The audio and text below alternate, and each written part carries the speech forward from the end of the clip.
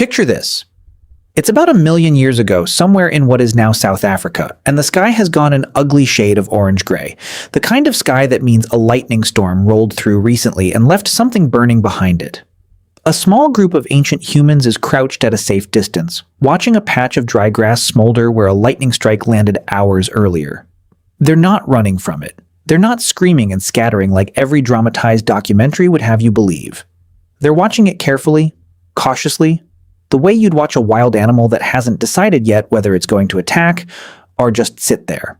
And then, slowly, one of them edges forward with a long stick, pokes it into the glowing edge of the burn, and pulls it back out with the tip quietly catching flame. That moment, multiplied across thousands of similar moments over an almost incomprehensible stretch of time, is how fire entered human life.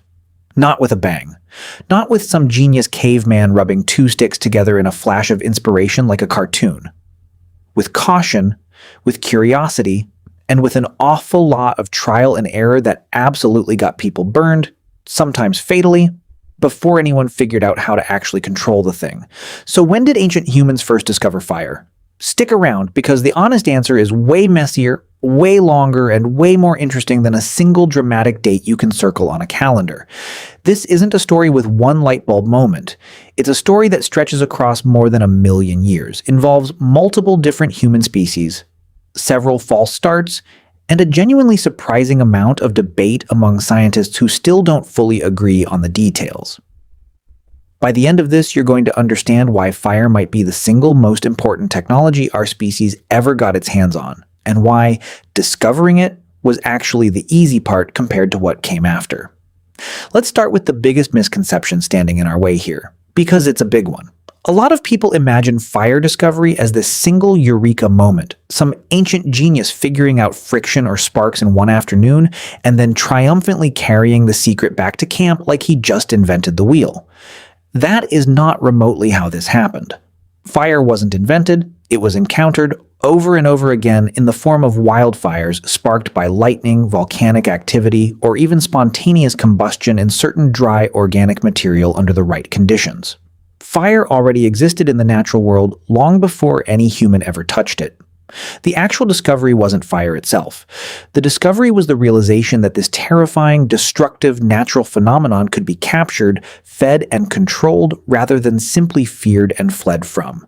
And that realization almost certainly didn't happen once. It happened slowly, gradually, probably independently in multiple different places by multiple different groups, possibly even by multiple different species of ancient humans, across a timeline that makes most of human history feel like it happened 5 minutes ago. So let's talk evidence, because this is where things get genuinely fascinating and also genuinely contested among the people who study this stuff for a living. One of the earliest and most debated sites pointing toward fire use comes from Wonderwork Cave in South Africa, where archaeologists have found burned bone fragments and ash deposits dating back roughly 1 million years. That's an almost dizzying amount of time, deep enough into the past that the humans involved weren't even our species yet.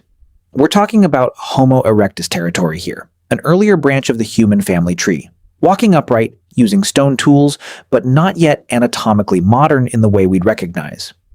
The evidence at Wonderwork suggests fire was being used deep inside a cave, far from any natural source, which strongly implies it was being deliberately carried in and maintained, rather than just stumbled upon during some lucky moment near an open flame.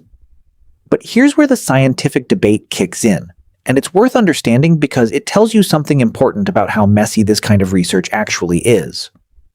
Finding burned material doesn't automatically prove controlled fire use. Natural wildfires happen. Lightning strikes happen. Spontaneous ignition in certain mineral-rich environments happens.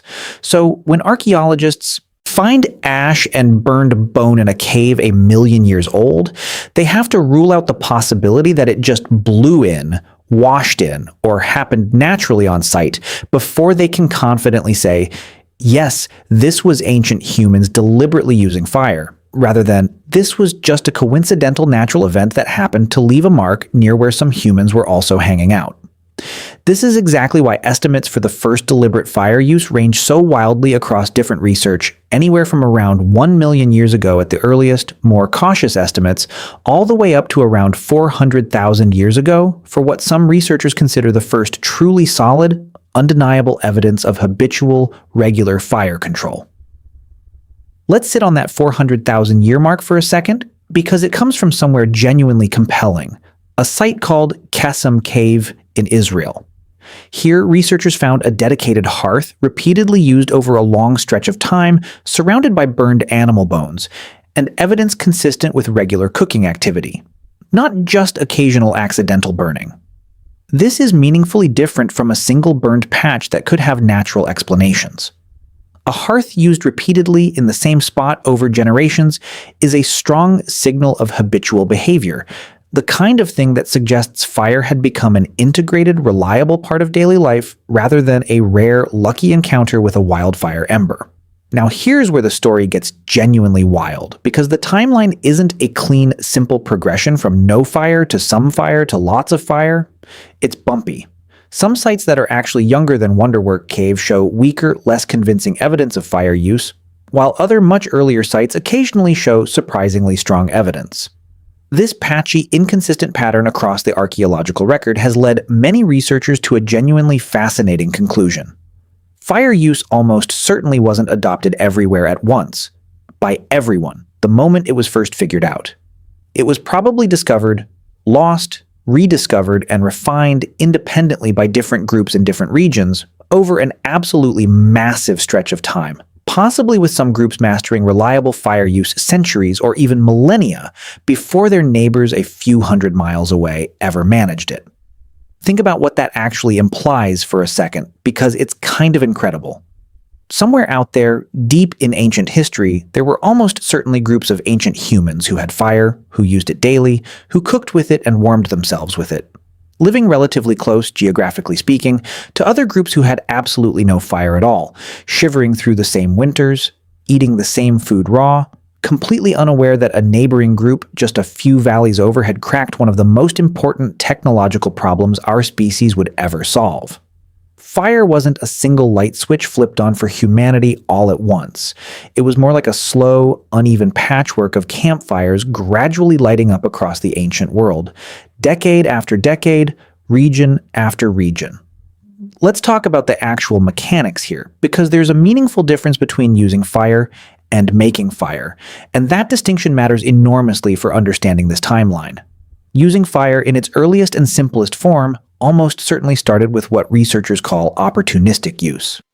Ancient humans encountered naturally occurring fire from lightning strikes or volcanic activity, and instead of just running from it, they learned to take advantage of it while it was already burning. They'd grab a smoldering branch, use it to start a fire somewhere more useful, like near their shelter, and then do everything humanly possible to keep that fire alive, because they had absolutely no reliable way yet to create a brand new one from scratch if it went out.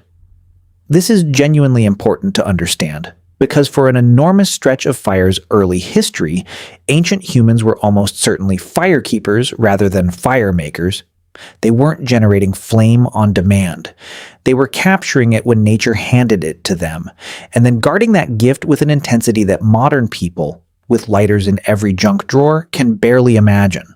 This explains something that shows up repeatedly in the archaeological and anthropological record, evidence of ancient humans transporting embers over real distances, nursing a single fire along through travel, through rain, through entire seasons, because losing that fire meant going back to square one, completely dependent on the next lucky lightning strike or wildfire to get flame back into their lives.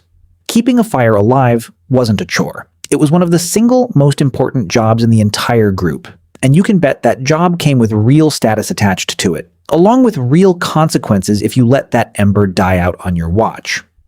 Eventually, and we genuinely don't know exactly when, because the evidence here is frustratingly difficult to pin down precisely, ancient humans figured out how to generate fire on demand rather than just capturing and preserving it. This almost certainly happened through two main methods that show up across different ancient cultures and time periods: percussion, striking specific types of stone together to create sparks, particularly using iron-rich minerals like pyrite, and friction, generating enough heat through sustained rubbing of wood against wood, using techniques like hand drills or the more efficient bow drill to eventually produce an ember hot enough to catch tinder alight. Both methods require serious skill, patience, and an intimate understanding of materials that almost certainly took generations of trial and error to refine into something reliable. This wasn't a skill anyone picked up casually. Making fire from scratch using friction is exhausting, technically demanding, and genuinely difficult even for people today who've practiced it specifically, with full knowledge of exactly how it's supposed to work. Imagine figuring that out completely from scratch, with zero instruction, through nothing but stubborn, repeated experimentation over what was probably countless frustrating failures. Now, why does any of this actually matter beyond simple historical curiosity? Because fire might be the single most transformative technology in the entire history of our species, arguably more important than anything that came after it for tens of thousands of years. Let's talk about cooking first, because this is where things get genuinely fascinating from a biological standpoint. There's a well-known and pretty compelling scientific hypothesis suggesting that cooking food fundamentally changed human evolution itself. Cooked food is dramatically easier to digest than raw food. It requires less energy from the digestive system to break down, which means more available energy gets freed up for the rest of the body to use, including, crucially, the brain. Some researchers have directly linked the controlled use of fire in cooking to the dramatic increase in brain size we see across human evolutionary history, arguing that without the extra digestible calories cooking provided, our energy-hungry brains simply couldn't have grown as large or as complex as they eventually did. If that hypothesis holds up and there's genuinely compelling supporting evidence for it, then fire isn't just a tool ancient humans used. Fire might be one of the actual reasons we became the kind of species capable of using tools at all. Cooking also dramatically expanded the range of food ancient humans could safely eat. Plenty of plants that are toxic or barely digestible raw become perfectly safe and nutritious once cooked, because heat breaks down dangerous compounds and softens tough plant fibers. Meat that might carry dangerous parasites or bacteria becomes significantly safer once properly cooked. Fire effectively expanded the ancient human menu overnight, geologically speaking, opening up entire categories of food that simply weren't viable options before flame entered the picture. This matters enormously for survival, because a species that can eat a wider range of available food has a massive advantage over a species locked into a narrower diet, especially when seasons change.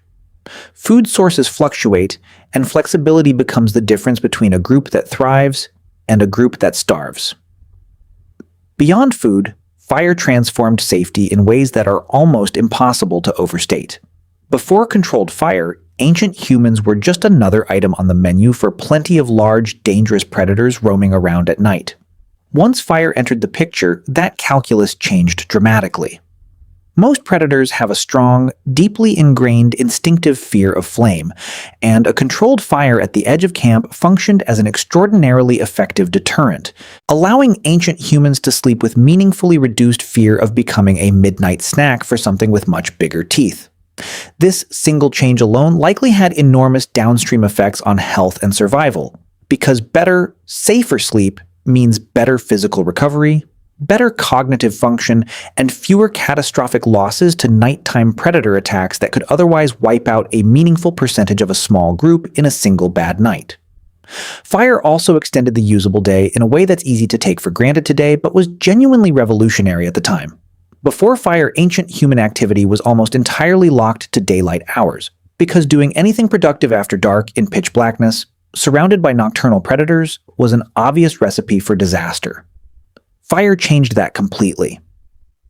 Suddenly there was usable light after sunset, which meant more time for tool-making, for social interaction, for storytelling, for the kind of extended group bonding that almost certainly helped strengthen the social structures we talked about in previous videos. Some researchers have specifically pointed to firelight gatherings as a crucial, underappreciated venue for the development of complex language and storytelling traditions, because sitting around a shared flame with nothing else demanding your attention, with faces lit up and visible to each other in a way that pure darkness never allowed, created exactly the kind of relaxed, extended social environment where language and culture could flourish and deepen. And let's not forget warmth, because this one's almost too obvious to mention, but absolutely deserves it anyway. Fire allowed ancient humans to survive in significantly colder climates and during significantly harsher seasons than would have been possible otherwise. This mattered enormously for the eventual spread of humans out of warmer regions and into colder territories across the ancient world. Without reliable fire, large stretches of the planet, particularly during Ice Age conditions, would have remained essentially uninhabitable for a species without thick fur, natural insulation, or any other serious built-in cold weather adaptation. Fire was, in a very real sense, a substitute for the fur evolution never quite gave us, allowing a fundamentally tropical adapted primate to push into freezing landscapes that should have been completely off-limits without it. Let's go back to the question of timing one more time, because there's a genuinely interesting wrinkle worth addressing directly. Why did it apparently take so unbelievably long, possibly hundreds of thousands of years, between the earliest hints of fire use and what looks like truly widespread, reliable, habitual fire control? Part of the answer almost certainly comes down to the sheer difficulty of fire making itself. If early fire use was mostly opportunistic, dependent on capturing and carefully preserving naturally occurring flame rather than reliably generating new fire from scratch, then losing your fire really was a serious, sometimes permanent setback. A group could have fire for years, lose it during a difficult migration or a particularly bad storm, and then go an entire generation without it again until another lucky natural ignition event came along.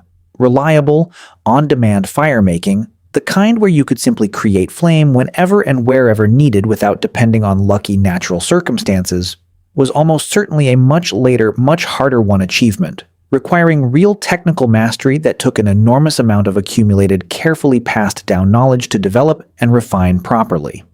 There's also a strong argument that fire use likely went through repeated cycles of adoption and loss across different ancient human populations, rather than following one smooth, continuous upward line of progress. A group might master fire-keeping, even fire-making, only to face a population crisis, a difficult migration, or some other disruption that broke the chain of knowledge transmission between generations. Without writing, without any backup system beyond direct teaching and careful imitation, losing the few individuals who actually knew how to reliably make fire could genuinely mean losing the technology itself for that group, sometimes permanently, sometimes only until they crossed paths again with another group that still had it. This is part of why the archaeological evidence looks so patchy and inconsistent across different times and regions. We're not looking at one continuous fire-using lineage steadily improving over 1,000,000 years. We're looking at the messy, uneven, occasionally interrupted record of a technology that had to be won, sometimes lost, and frequently re-won, again and again across an enormous and genuinely brutal stretch of ancient human history. Now here's a detail that I think deserves way more attention than it usually gets. Neanderthals, our close evolutionary cousins, were almost certainly skilled fire users too. And there's compelling evidence suggesting they were creating birch bark tar, a genuinely sophisticated adhesive used for attaching stone tools to wooden handles using a controlled heating process that requires real precision and real understanding of temperature management.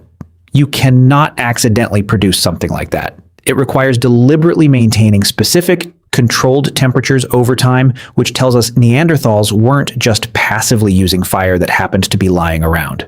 They understood it well enough to manipulate it for genuinely advanced technical purposes. This matters because it reinforces something we touched on in an earlier video. Fire mastery almost certainly wasn't unique to our specific lineage of humans. It was likely shared, at least to some degree, across multiple different ancient human species who all faced the exact same brutal environmental pressures and arrived at broadly similar technological solutions, sometimes independently, sometimes possibly through direct contact and shared knowledge when different ancient human populations crossed paths. Let's bring this back to something a little more grounded and human, because all this deep evolutionary theory and archaeological debate can start to feel pretty abstract if we're not careful. Imagine being the person in your group who actually knows how to coax fire out of nothing but wood, friction, and stubborn persistence. That knowledge would have made you genuinely indispensable, possibly one of the single most valuable members of your entire group. Regardless of how good you were at hunting or gathering or anything else, you're not just contributing labor, you're holding the literal key to warmth, to safety from predators, to cooked food, to light after dark. That's an enormous amount of social value concentrated in one specific, hard-won skill. And it's not hard to imagine that fire-making knowledge was treated with real reverence, carefully taught, carefully protected, and passed down with serious, deliberate intention from one generation to the next, precisely because losing it meant losing access to one of the most important advantages your entire group had against an unforgiving ancient world. So when did ancient humans first discover fire? The honest, slightly unsatisfying, but genuinely accurate answer is, there isn't one clean date, and there probably never will be one, because this wasn't a single event. It was a long, uneven, repeatedly interrupted process, stretching across well over 1 million years. Starting with cautious, opportunistic encounters with natural wildfires, slowly evolving into careful fire-keeping, and eventually, after an almost unimaginable amount of accumulated trial and error, developing into genuine, reliable, on-demand fire-making. Different groups, possibly different human species entirely, almost certainly reached these milestones at wildly different times in wildly different places, completely unaware of each other's progress, slowly lighting up the ancient world one isolated campfire at a time. And maybe that's actually the most fitting way to think about fire's discovery. Not as a single triumphant human moment, but as countless small, separate triumphs, scattered across an enormous stretch of time and geography, each one representing some ancient human, somewhere, finally getting that ember to catch, finally feeling that first wave of heat on their face, finally realizing that the same terrifying force that could burn down an entire landscape could also, with enough care and respect, be tamed into something that cooked their food, warmed their nights, and kept the predators at bay. Every single time you flick a lighter without even thinking about it, you're casually using the end result of one of the longest, hardest-won technological journeys our entire species ever undertook.